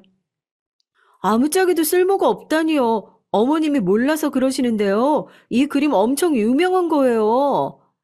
아, 유명하든 말든 나는 하나도 안 궁금하니까 얘기도 하지 말어. 암튼 얘가 왜 저렇게 센스가 없는지. 둘째야, 용돈 고맙다. 동서가 준 봉투를 획 챙겨서 방에 들어가시는 시어머니의 뒷모습을 보는데 순간 저는 말문이 막혀 그냥 고개를 저었습니다. 남편이 한마디 하려고 하는데 제가 말렸어요. 말해봐야 뭐 하겠어요. 무식한 건 원래 답이 없는 건데요. 그러던 어느 날이었습니다. 남편에게 갑자기 전화가 왔는데 시어머니께서 가게에서 넘어지셔서 허리를 많이 다치셨다고 하더라고요. 그래서 급하게 서방님과 동서가 근무하는 병원에 입원하셨다고요. 저는 바로 병원에 달려갔습니다. 시어머니야 당연히 밉죠. 하지만 그래도 가족이라 그런지 걱정부터 앞섰습니다. 시어머니가 안 그래도 평소에 허리가 안 좋으셨는데 얼마나 세게 넘어지셨으면 입원까지 하셨나 싶어서요. 병원에 도착해서 들어갔더니 병실에 어머니가 혼자 계시더라고요. 시아버지는 점심 장사 때문에 가게에 계시고 남편은 회사에 급한 일이 생겨서 들어갔대요. 서방님과 동서도 일이 바쁜지 아직 병실에도 안 왔고요. 전 어색했지만 그래도 누워 계신 시어머니 옆에 앉았습니다. 병실 침대에 누워 계신 시어머니의 모습을 보는데 어쩐지 마음이 좋지 않았어요. 부모님이 돌아가실 때 생각도 나면서 속상하더라고요. 저는 잠시 시어머니에 대한 마음을 접어두기로 했습니다. 아픈 사람을 미워하는 건 제 성격상 맞지 않으니까요. 시어머니는 이것저것 검사를 받으시더니 결국 디스크 수술을 했어요. 그래도 가족 중에 의사가 둘이나 있으니까 빠르게 진행돼서 수술 결과가 좋으셨죠. 수술이 끝나고 며칠 입원해야 해서 간병할 사람이 있어야 했습니다. 시아버지께서 하시겠다고 하셨는데 아무래도 그건 아닌 것 같아서 간병인을 알아보고 있었죠. 그러던 중 시어머니께서 생각지도 못한 말을 하시더라고요. 간병을 제가 해줬으면 좋겠다고 하셨어요. 저도 처음엔 제가 부려먹기 좋아서 이러나 싶었죠. 그런데 시어머니가 웬일로 쭈뼛거리면서 망설이면서 얘기를 하시더라고요. 너도 알겠지만 내 성격이 보통 까다로워야지. 모르는 사람하고는 불편해서 난 하루도 못 있어. 네가 좀 힘들겠지만 그래도 난 네가 같이 있었으면 좋겠다. 시어머니의 말에 남편이랑 시아버지는 당연히 간병인을 쓰라고 했어요. 워낙 말도 많고 탈도 많으신 분이니까 제가 고생할 걸 잘 아니까요. 그런데 제가 마음이 쓰이더라고요. 자존심 강하신 분이 제게 직접 얘기를 하셨는데 모른 척 외면하기 힘들었어요. 그래서 일주일 동안 제가 간병했습니다. 저도 지금 와서 생각해보면 왜 그랬을까 싶어요. 시어머니와 같이 병원에 있으면서 정말 많이 싸웠거든요. 아픈 사람이 밥도 잘 안 먹고 자꾸 가게 걱정만 하시니 옆에서 잔소리 할 수밖에 없더라고요. 물론 싸우기도 많이 싸우고 고생도 했지만 그래도 한 가지 좋았던 건 시어머니와 많이 가까워졌다는 겁니다. 그전에는 제가 아무리 노력해도 시어머니와 가족 같은 느낌이 들지 않았는데 일주일 같이 먹고 자고 했더니 많이 친해진 것 같았어요. 그런데 그것도 역시나 제 착각이었나 봅니다. 시어머니는 그냥 제가 만만해서 간병인으로 곁에 둔 거였어요. 왜 그렇게 생각했냐고요? 시어머니는 퇴원하고 나오시자마자 원래대로 돌아오셨습니다. 예전이랑 똑같이 저를 대하더군요. 그날은 시어머니께서 퇴원하시고 처음으로 가족들이 모이는 날이었어요. 그날도 나가서 맛있는 거 먹자고 했는데 시어머니는 또 본인이 상을 차리겠다고 하셨죠. 100번 말해봐야 뭐 하겠어요. 항상 본인이 하겠다고 하신 대로 해야 속이 편하신 분인데 말이죠. 전 아직도 몸도 성치 않은 분이니 서운한 마음들은 잠시 접고 일찌감치 시댁에 갔습니다. 음식 준비하시는 시어머니를 돕기 위해서요. 상은 거의 다 준비가 되었고 이제 밥만 푸면 되는데 갑자기 시어머니가 제게 주걱을 달라고 하셨어요. 밥은 본인이 풀 테니 저더러 국이나 갖다 놓고 자리에 앉으라고 하시더라고요. 전 별 생각이 없이 시어머니의 말대로 국을 상에 가져다 놓고 앉았습니다. 그런데 밥그릇을 가지고 오신 시어머니가 상에 밥그릇을 하나씩 놓는데 뭔가 이상했어요. 시아버지와 남편 그리고 제 아들과 시어머니 밥까지 모두 다 하얀 쌀밥이었는데 제 밥은 뭔가 누런색이더라고요. 누가 봐도 밥통에 눌러붙어 있던 누룽지 같았습니다. 아니면 하루 지난 밥이거나요. 제가 기분이 상해 말없이 빤히 밥그릇을 쳐다보고 있으니 그제야 시어머니도 제 시선을 느끼셨는지 민망하다는 듯이 웃으시더라고요. 아, 내가 쌀 양을 적게 잡았는지 밥이 좀 부족하네. 이거 어제 한 밥이야. 전자레인지 돌려서 똑같다. 그냥 먹어. 하루 지난 밥을 왜 지영이를 줘? 아, 내가 먹을 테니까 나한테 줘. 시어머니는 별일 아닌 것처럼 구셨지만 순간 저는 너무 서러워서 눈물이 왈칵했어요. 아무리 밥이 부족해도 그렇지 어떻게 자기 자식도 아닌 며느리한테 그런 밥을 줄 수가 있을까요? 제 상식으로는 당연히 남의 자식이 더 어렵고 불편한 건데 어쩜 저렇게 티가 나게 행동하시는 건지 전 이해가 되질 않았죠. 제 표정이 아무래도 너무 안 좋아 보였는지 남편이 벌떡 일어나서 제 앞에 있던 밥그릇을 잡았습니다. 그때였어요. 남편의 행동에 시어머니께서 갑자기 수저를 들더니 상을 탁 소리가 나게 내리치더라고요. 아이고, 밥이다 똑같은 밥이지. 밥상머리에서 뭐가 이렇게들 말들이 많어. 아, 됐어. 먹기 싫으면 내놔. 내가 먹을 테니까. 시어머니의 호통에 순식간에 정적이 흘렀죠. 저는 말 없이 그냥 제 앞에 있던 밥을 꾸역꾸역 먹었습니다. 남편은 연신 제 눈치를 살폈지만 제 기분은 나아질 기미가 없었어요. 너무 화가 나고 짜증이 나는데 도무지 이 마음을 어떻게 표현해야 할지 모르겠더라고요. 시어머니의 말이 틀린 건 아니었죠. 밥이야 똑같은 밥이니까요. 하지만 왜 하필이면 그 누런 밥을 저에게 주신 건지 생각을 곱씹을수록 기분이 점점 더 나빠졌습니다. 그때였어요. 일 때문에 늦는다고 했던 동선의 식구들이 왔더라고요. 조금 전 상황을 모르는 동서와 서방님은 시댁에 들어오자마자 맛있는 냄새가 난다며 밥부터 달라고 성화였습니다. 퇴근하고 오느라 너무 배가 고프다고요. 그런데 잠시 뒤 어이없는 일이 벌어졌습니다. 제가 잠깐 화장실을 다녀온 사이 시어머니께서 식탁에 새로 상을 차리셨더라고요. 저도 모르게 식탁 위에 밥그릇에 눈이 갔죠. 분명 밥이 없다고 했는데 어떻게 이렇게 빨리 상을 차리셨나 싶었어요. 동서와 서방님 그리고 조카들이 먹는 밥그릇을 보는 순간 이성을 잃고 말았습니다. 분명 새로 밥을 하시는 걸 본 적이 없는데 어디서 나왔는지 하얀 새밥 4그릇이 식탁에 딱 올려져 있더라고요. 밥 없다고 하셨잖아요. 이 밥은 뭐예요? 제가 살다 살다 고작 밥 때문에 이런 소리까지 할 날이 올 줄 몰랐습니다. 제 말에 시어머니가 더 당황하시더군요. 아이, 아무리 그래도 일하고 온 사람들한테 묵은 밥 줄 수는 없잖아. 아이, 거기다가 내 허리 멀쩡하게 고쳐준 의사 선생님들인데. 알고 보니 진작 동서와 서방님 밥은 따로 남겨놓으신 거였어요. 전 정말 순간 눈물이 왈칵했습니다. 하지만 이대로 울어버릴 수는 없잖아요. 전 눈물을 꽉 참았어요. 그리고 시어머니를 쏘아봤습니다. 와, 정말 대단하시네요. 어머니 병실에 누워서 발가락만 까딱할 때 제가 옆에 있었어요. 근데 저한테 어떻게 이렇게 하세요? 저는 그대로 시댁을 나와버렸습니다. 다른 가족들이 따라 나오는 게 보였지만 전 쏟아지는 눈물을 참을 수가 없어서 도망치듯 집으로 와버렸죠. 그리고 정말 굳게 마음먹었습니다. 앞으로 시어머니와는 절대 상종하지 않겠다고요.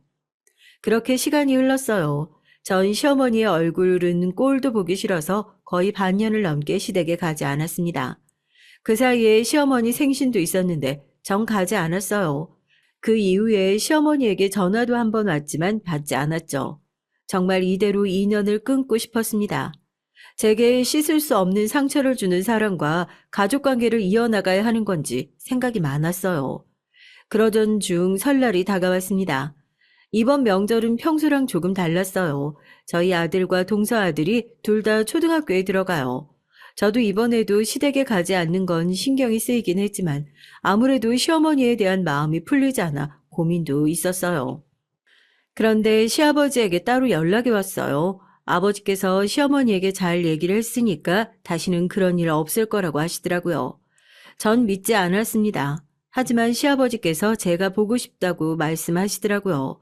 다른 사람은 몰라도 이 집안에서 시아버지 마음 알아주는 건 저뿐인데 제가 안 와서 너무 외롭다고요. 저는 못 이기는 척 결국 시댁에 갔습니다. 시아버지 말씀도 말씀이지만 그래도 명절인데 아들과 남편만 보내는 건 아무래도 마음에 내키지 않았어요. 전 시댁에 가기야 했지만 마음속으로는 내내 벼르고 있었죠. 혹시나 시어머니가 제게 또 실수하시면 이대로 끝이라고 생각을 하면서요. 설날 명절에 온 가족이 다 모였어요. 저야 시어머니에게 쌓인 감정이 많았지만 좋은 날이니까 애써 티내지 않으려고 노력했습니다. 저는 제 아들 책가방과 문구류를 사면서 조카 것도 같이 샀어요. 전 별거 아니라고 생각하고 준비했는데 생각보다 동서와 서방님이 너무 좋아하더라고요. 저희는 생각도 못했는데 우리 아들 것까지 챙겨주시고 형님 너무 감사해요. 역시 우리 형수님 센스 좋은 건 알아줘야 한다니까요. 아무래도 제가 반년을 시댁에 오지 않았으니 동서와 서방님도 애써 분위기를 좋게 만들려고 노력하는 것 같더라고요. 그래도 가방 하나 가지고 좋아해 주니 저도 기분이 좋긴 했습니다. 미리 준비하길 잘했다 싶어서요. 그런데 옆에 있던 시어머니가 좋은 기분에 또 초를 치더군요. 둘째 내야 둘 다 병원 일로 바쁜데 못 챙길만 하지. 너희 형수야 집에서 매일 노는 사람인데 그 정도야 손이 사람으로서 당연히 알아서 챙겨줘야지. 사람이 변하면 죽는다더니 역시나 달라진 게 하나도 없었습니다. 제가 반년 동안 오지 않았는데도 시어머니는 똑같았어요. 손주가 둘이나 학교 입학하는데 어머님은 아무것도 안 해주세요? 원래 학교 입학할 때 책가방은 할머니가 사주는 거라고 하던데. 저도 더는 참고만 있지 않겠다고 다짐했으니 시어머니가 기분 상하는 소리를 하시면 바로바로 맞받아 쳤습니다. 제가 말대꾸를 하면 시어머니도 가만히 안 계실 줄 알았는데 웬일로 별말 없이 순순히 넘어가시더라고요. 그러니 자리에서 벌떡 일어나 애들한테 용돈을 줘야겠다면서 지갑을 가져왔죠. 그래, 우리 손주들 둘 다 학교 들어가는데 할머니가 가만히 있을 수 없지. 내가 용돈 줄 테니까 둘 다 이리 와봐. 밝게 웃으시면서 제 아들과 조카를 부르셨어요. 그러더니 애들을 나란히 세워두고 지갑에서 돈을 꺼내더군요. 5만 원권 2장 꺼내서 10만 원을 먼저 조카에게 주셨어요. 저는 구두쇠 시어머니가 웬일인가 싶었습니다. 그러더니 제 아들에게도 용돈을 주겠다며 돈을 꺼내셨어요. 잠시 뒤 제 아들이 바닥에 주저앉아 엉엉 울어버렸습니다. 왜냐고요? 글쎄 시어머니께서 제 아들에게는 10,000원권 딱 한 장만 주신 거 있죠? 왜 얘는 10만 원 주면서 나는 10,000원만 줘? 할머니 미워. 할머니 세상에서 제일 미워할 거야. 다른 가족들도 갑작스러운 상황에 다 당황해서 말문이 막힌 것 같았어요. 제가 미우니 이젠 아예 손주까지 미우신 건지 이젠 대놓고 제 아들까지 조카와 차별하시더군요. 저는 확실히 알았어요. 시어머니와 저는 절대 가족이 될 수 없다는 걸요. 아우 시끄러워. 사내 놈이 뭐가 억울하다고 울어. 이게 다 너희 엄마 탓이니까 너희 엄마한테 따져. 능력도 없는 네 엄마가 할머니 알기를 아주 개똥보다 못하게 하는데 내가 뭐가 이쁘다고 용돈을 주니? 시어머니는 이제 아예 무식하게 나가기로 작정을 했는지 애 앞에서 못하는 소리가 없었습니다. 할머니가 뭘 알아? 우리 엄마 엄청 대단한 사람이거든? 엄마가 만든 노래 매일 텔레비전에도 나와. 아들 말에 시어머니가 비웃으며 배를 잡고 웃었습니다. 꼴에 자기 자식 앞에서는 있어 보이고 싶었나 보지? 아무리 그래도 그렇지. 너는 애한테 거짓말을 하면 어떡하니? 이미 정이란 정은 다 떨어져서 그냥 그대로 아들을 데리고 나오려다가 아무래도 이대로 가기엔 억울하더군요. 저를 함부로 대한 거에 대해서 아주 땅을 치고 후회하게 만들어주고 싶었어요. 어머니는 제가 하는 일에 대해서 그렇게 여러 번 설명했는데도 아직도 제가 어떤 사람인 줄 모르시나 봐요. 뭐야? 내가 네가 어떤 사람인 줄 굳이 알아야 되니? 시아버지께서 시어머니에게 이제 그만하라고 소리를 지르셨지만 시어머니는 아랑곳하지 않으시고 제게 연신 소리를 지르셨습니다. 보다 못한 남편이 결국 시어머니 곁으로 다가갔어요. 그러고는 귀에 대고 뭔가 속삭였습니다. 그런데도 시어머니는 말귀를 못 알아먹었는지 왜 귀 간지럽게 귓속말하냐고 화를 내시더라고요. 엄마, 모르면 제발 가만히 있어. 엄마 큰며느리가 연애 저작권이 몇 억씩 들어오는 사람이야. 우리 회사 사람들이 농담으로 나더러 능력 있는 와이프 덕에 회사 취미로 다닌다는 소리까지 한다고. 네, 맞습니다. 제가 사실은 집에서 마냥 노는 사람이 아니에요. 피아노 전공이긴 하지만 이것저것 다룰 수 있는 악기가 많다 보니까 일찍부터 작곡 공부를 했고요. 고등학교 때부터 놀이처럼 노래를 만들다 보니 저작권협회에 등록된 곡이 꽤 많아요. 특히나 CCM 곡이 많고요. 그리고 광고 속에 나오는 CM송이나 로고송, 영화 음악까지 이것저것 많이 만들어서 저작권이 꽤 쏠쏠합니다. 집에서 가만히 누워만 있어도 매달 생활비는 꼬박꼬박 들어오는 정도예요. 어머님 부담스러워 하실까봐 제가 말씀 안 드렸는데 아버님께 생신 선물로 드린 저 그림 얼마짜린 줄 아세요? 뭐? 그림? 아, 여기서 그림 얘기가 왜 나와? 남편의 말에 분명 눈동자가 흔들리셨으면서도 어머니는 여전히 제게 소리를 지르고 계셨어요. 지금 당장 경매 내놓기만 해도 5천만 원은 그냥 받는 그림이에요. 뭐? 아, 저 그림이, 그렇게 비싼 거라고? 시어머니의 눈이 얼마나 커졌는지 금방이라도 눈동자가 굴러 떨어질 것 같았습니다. 엄마, 그것뿐만이 아니야. 돌아가신 장인 장모님께서 물려주신 그림이 얼마나 많은데 그것만 다 해도 건물 하나는 그냥 살걸? 건물? 시어머니의 입이 쩍 벌어지셨습니다. 그런 대단한 걸 왜 지금까지 말을 안 했냐고요. 저도 굳이 숨긴 적이 없습니다. 단지 시부모님에게 얼마를 버는 것까지 정확하게 얘기할 필요는 없으니 그냥 프리랜서라고 말한 것뿐이에요. 부모님에 대해서도 그냥 그림 그리고 사고 파시는 분들이라고만 얘기한 거고요. 제가 서울대 출신도 아니고 전문직이 아니라고 마음대로 무시하신 건 시어머니니까요. 저도 아들 생각해서 웬만하면 참고 살려고 했는데요. 어머니 때문에 도저히 안 되겠어요. 어떻게 애한테까지 그러실 수가 있어요? 저 어머님한테 질려서 더는 어머님 아들하고도 못 살겠어요. 저 빼고 잘난 서울대 출신들하고 행복하게 사세요. 여보, 갑자기 왜 이래? 나 당신 없으면 못 사는 거 몰라서 이래. 엄마 뭐해? 빨리 우리 지영이한테 잘못했다고 사과해. 저도 당연히 남편과 헤어질 생각은 조금도 없었습니다. 일이 이왕 이렇게 된 거 이때다 싶어서 질러버렸죠. 시어머니의 코를 아주 납작하게 해주기 위해서요. 제가 좋은 게 좋은 거라고 지금까지 참아줬더니 저를 아주 만만하게 보신 것 같아요. 이번 기회에 제가 어떤 사람인지 자기가 어떤 실수를 한 건지 똑똑히 알게 해드려야겠다 싶었습니다. 돈을 그렇게 잘 버는 이름은 진짜 그렇다고 말을 하지. 매일 피아노나 치고 앉았으니까. 나는 그냥 집에서 노는 줄만 알았지. 어머니야 평생 가게에서 닭만 만지셨으니 예술이 뭔지 아실 턱이 없죠. 어차피 매일 하는 것도 없이 피아노만 치는 며느리 싫어하셨으니까 제가 그만 꺼져 드릴게요. 아니, 애미야. 이렇게 가버리면 어떡하니? 자식도 있는데. 자식 생각해야지. 자식 생각하시는 분이 지금까지 저랑 제 아들한테 그렇게 하셨어요? 저한테 못되게 하신 거야. 저도 그러려니 하고 참았지만 제 아들까지 무시하신 건 절대 못 참아요. 전 제 아들이랑 행복하게 살 테니까 어머니도 잘난 아들이랑 행복하게 사세요. 애미야, 애미야. 아이고, 내가 잘못했다. 내가 너한테 못할 짓 많이 했지.